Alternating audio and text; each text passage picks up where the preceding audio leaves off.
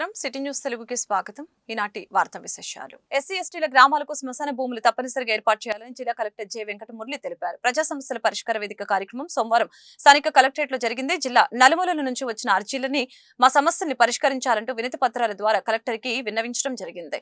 అలాగే 145 అర్జీలు నమోదయ్యాయి. తన పరిధిలోని వాటికి జిల్లా కలెక్టర్ తక్షణమే పరిష్కార మార్గం చూపారు.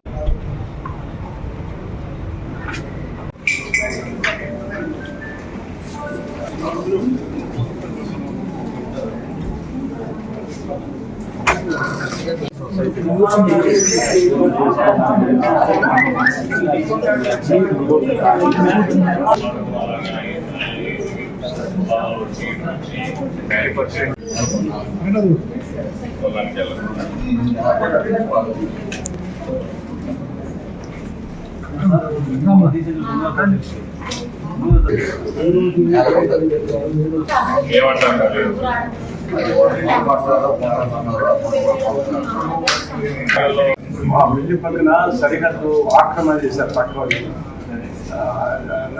రియల్ ఎస్టేట్ చేస్తుంది.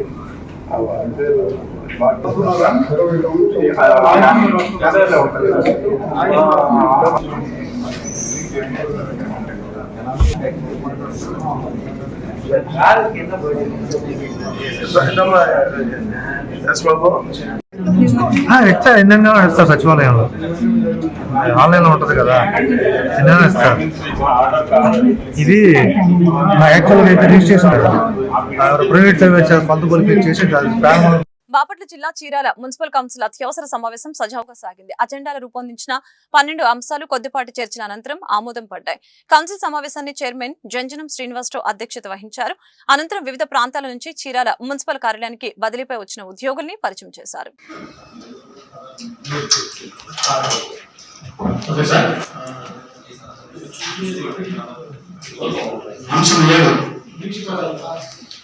శ్రీమతి కుమరి లక్ష్మీరాజ్యం గారు అర్జీ నంబర్ 2018 గీతామందిరం నుండి పాపరాజ్ పార్టీలో హెచ్ఎస్ ప్రదేశం పరిశీలించి సిసి రోడ్డు కీవర్స్ నిర్మించి డస్ట్ ఫిల్లింగ్ తో రోడ్డు వేయడం గాను ఈ కార్యాలయ ఫస్ట్ ఇంజనీర్ వారు అంచనాలు తయారు చేయగా 30 లక్షల రూపాయలు ఖర్చు అవుతుంది.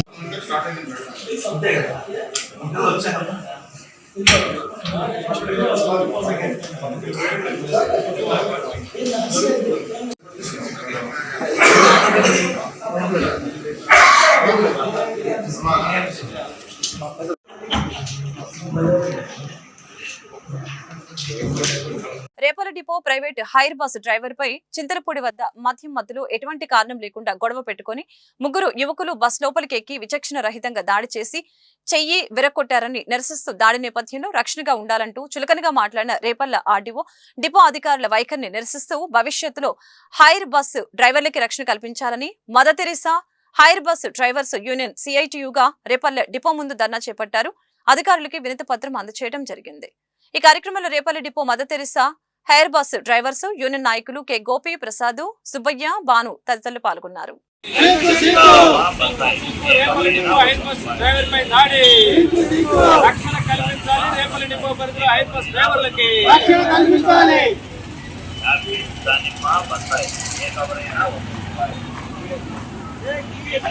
ప్రజా రవాణాకి సంబంధించినటువంటి ఆర్టీసీలో ఈరోజు ప్రైవేటు హైర్ బళ్ళు సంఖ్య కూడా పెద్ద ఎత్తున పెరుగుతూ ఉంది.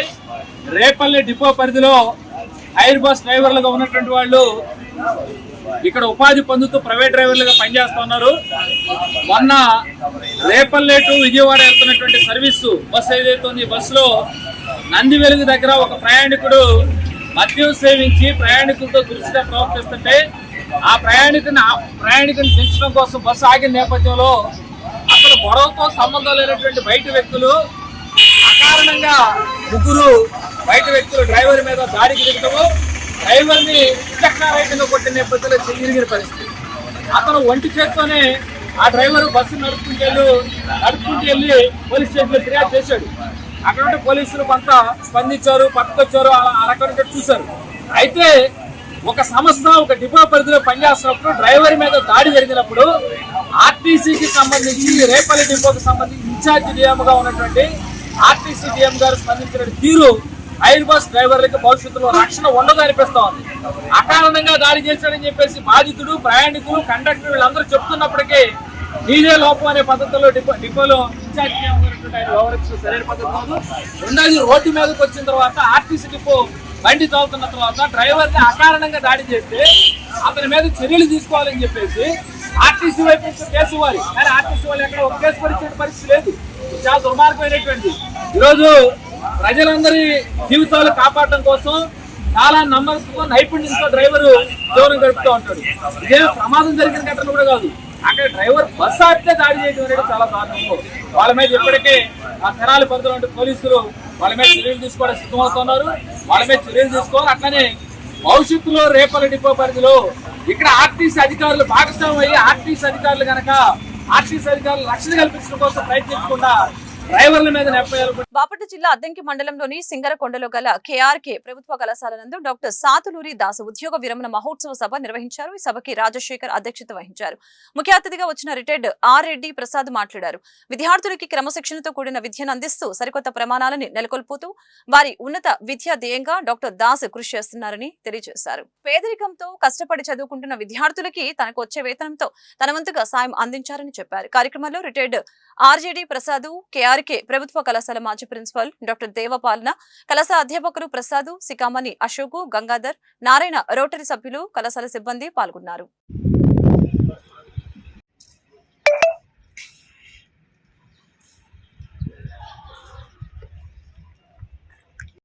అలాగే మాకు మంచి గ్రేడ్ రావడంలో ఆ టైంలో కష్టపడిన ప్రతి స్టాఫ్ మెంబర్ కూడా ధన్యవాదాలు తెలియజేస్తూ మళ్ళీసారి సార్ మేము మాచల్లో పనిచేసే ఆర్జీడీ ఉండేవారు. సార్ వస్తున్నారంటే కనుక అందరం కూడా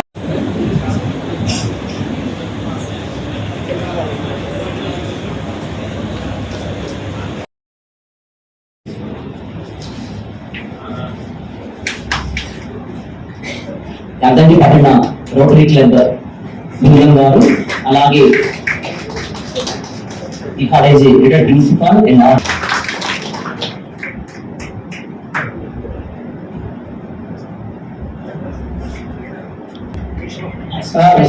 CPDC members and Rotary Club members సన్మానం అయితే అడ్వాన్స్ గా చేస్తున్నారు కానీ అందరూ కూడా ఫోన్ చేసి మేము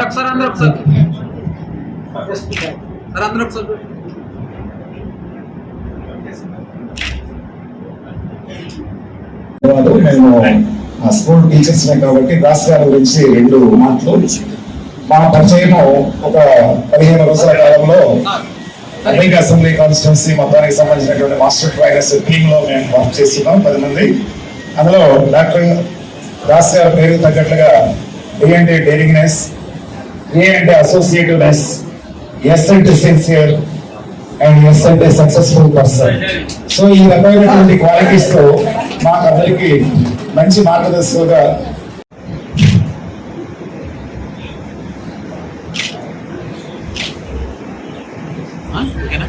కళాశాలలోకి వచ్చిన తర్వాత నేను నా సన్మానం అయిపోయిన తర్వాత నా రెస్పాన్స్ నేను చెప్పేటప్పుడు చెప్తాను. అయితే ఇక్కడికి వచ్చిన తర్వాత నా మనసులో ఉందనుకున్నాను. ఈ కాలేజీలో చంద్రు గారు ప్రిన్సిపల్ గారు, మా సీనియర్ అసిస్టెంట్ చంద్రు గారు ప్రిన్సిపల్ గారు ఏదో ఒకటి ఒక గుర్తుగా ఈ కాలేజీలో మీరు చేసేయాలండి, కాలేజీ ఉన్నంత కాలం మీ పేరు ఉండాలి అని చెప్పంటే నాకు మనసులో ఆనాడు జరిగింది ఏంటంటే doctor B R Ambedkar memorial endowment prize ఒకటి నేను దానిని డిక్లేర్ చేస్తున్నాను. 25,000 రూపాయలు కాలేజీకి ఎండోమెంట్ ప్రైజ్. ఆ ప్రైజ్ పేరు doctor B R Ambedkar memorial prize. Doctor B R Ambedkar endowment memorial prize. Sorry, నేను ఒక మళ్ళీ చెప్తాను. Doctor B R Ambedkar memorial endowment prize sponsored by doctor Satuluri Das. ఇది నా పిల్లలు, నా భార్య చేతుల మీదుగా ప్రిన్సిపల్ గారికి అందజేయాలని. సో సరే, ఈ డెసిగ్నేషన్ ఏదన్నా కానీ ఈ భూమి మీద పడ్డ తర్వాత మనంతా అదృష్టవంతులు, కాస్త కోస్తూ చదువుకున్నాం. చాలా మంది చదువుకోలేం. అలాగా చదువులో కూడా మరి హైయర్ ఎడ్యుకేషన్ చదువుకున్నాం, యూనివర్సిటీ చదువుకున్నాం. మరి మీరు అందరూ కూడా దాదాపు 60 డిగ్రీలు సంపాదించి ఉంటారు. మరి ఎడ్యుకేషన్ లో చేరటం, ఎడ్యుకేషన్ డిపార్ట్మెంట్ లో చేరటం, మిగతా ఉద్యోగాలంటే ఒక ఎత్తు, ఎడ్యుకేషన్ డిపార్ట్మెంట్ ఒక ఎత్తు. ప్రొఫెషనల్ లాంటిది doctor, lawyer, chartered accountant, financial analyst, అలా టీచింగ్ కూడా it's not a job, it's a profession where we can leave improve. So మరి దాస్ గారు ఫారెన్ లాంగ్వేజ్ చదువుకున్నారు, ఇంగ్లీష్ చదువుకున్నారు, మరి ఇంగ్లీష్ లెక్చరర్ అయ్యాడు. చాలా మందికి ఇంగ్లీష్ అనేది ఒక భూమి. ఇంగ్లీష్ నాలెడ్జ్ లేక, ఇంగ్లీష్ భాష మీద పట్టు లేక వాళ్ళ అవకాశాలు కోల్పోయేవాళ్ళు ఉంటారు. కేవలం 2 years మాత్రమే నాకు పరిచయం.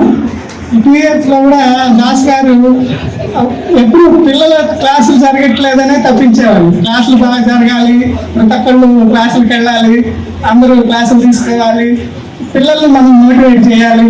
అట్లా పిల్లల గురించి ఎక్కువ ఆలోచించి వాళ్ళకి ఎక్కువ ఇంగ్లీష్ బాగా చక్కగా నేర్పాలి.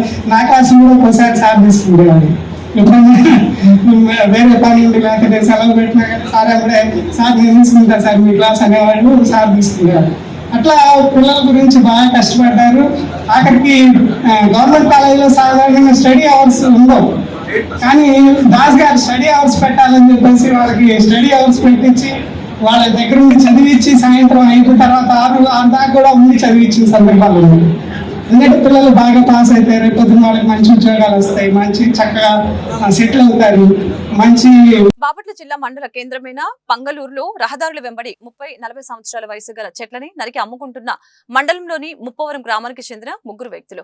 ఈ 3 ముఠాగా ఏర్పడి గతంలో ఇలాగే రోడ్డు వెంబడి చెట్లు నరికి అమ్ముకుంటున్నట్లు తెలుస్తోంది. సోమవారం పంగులూరు గ్రామ శివార్లో మల్లవరం రహదారి వెంబడి సుమారు 40 సంవత్సరాల వయసు గల 2 పెద్ద చెట్లని నరికివేస్తున్నారు. సమాచారం అందుకున్న పంచాయతీ అధికారులు పంగలూరు సర్పంచ్ చెట్లని నరకకుండా నివారించారు.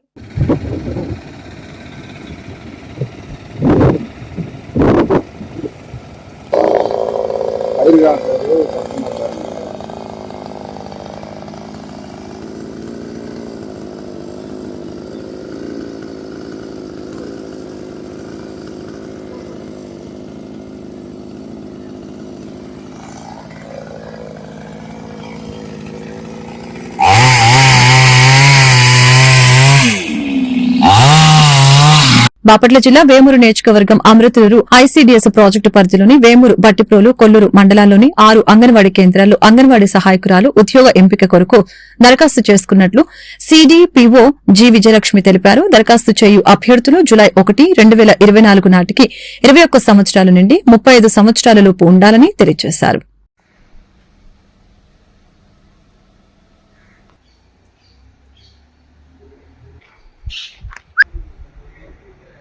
నమస్తే అండి. ఐసీడీఎస్ ప్రాజెక్ట్ అమర్తూరు పరిధిలో 6 అంగన్వాడీ ఆయా పోస్టులు ఖాళీగా ఉన్నాయండి. ఇవి మొత్తం ఆయాకు అర్హత వచ్చేసరికి 7వ తరగతి అండి. 1/7/24కి 21 సంవత్సరాల నుండి 35 సంవత్సరాల లోపు ఉన్న వాళ్ళు అర్హత వహిస్తారండి. తర్వాత వీళ్ళకి 7,000 రూపాయల వరకు జీతం ఉంటుందండి. ప్రీ స్కూల్ ట్రైనింగ్ అయిన వాళ్ళకి, కృషి ట్రైనింగ్ ఇట్లాంటి వాళ్ళకి, చనిపోయిన వాళ్ళకి 5 మార్కులు గ్రేస్ మార్కులు ఉంటాయండి.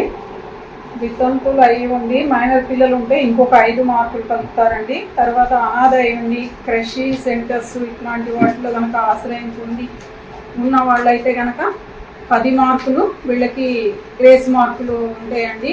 తర్వాత ఎస్సీ, ఎస్టీ, బీసీ కేటగిరీ వికలాంగులకు కేటాయించిన పోస్టులు అయితే ఇప్పుడు ఇచ్చిన రోస్టర్ ప్రకారము ఇవి ఎంపిక చేయటం జరుగుతుందండి. ఇక్కడ పోస్టులు అయితే వచ్చేసరికి వేమూరు 5వ అంగన్వాడీ సెంటర్ అండి. ఇది ఓసీకి కేటాయించడం జరిగింది. బట్టిప్రోలు మండలంలో పల్లికోన అండి. పల్లికోన 2వ సెంటర్స్కి బీసీఏకి కేటాయించడం జరిగిందండి. బట్టిప్రోలు లోకల్ 5వ సెంటర్కి బీసీబీకి కేటాయించడం జరిగింది. అలాగే బట్టిప్రోలు మండలమే కోళ్లపాలెం 2 కేంద్రానికి ఎస్సీ కేటాయించడం జరిగిందండి. వేమూరు పెరవలిపాలెం అంగన్వాడీ 3వ అంగన్వాడీ సెంటర్కి వచ్చి ఎస్సీని కేటాయించడం జరిగిందండి. కొల్లూరు జువ్వలపాలెం 2 అంగన్వాడీ కేంద్రంకు ఎస్సీకే కేటాయించడం జరిగిందండి.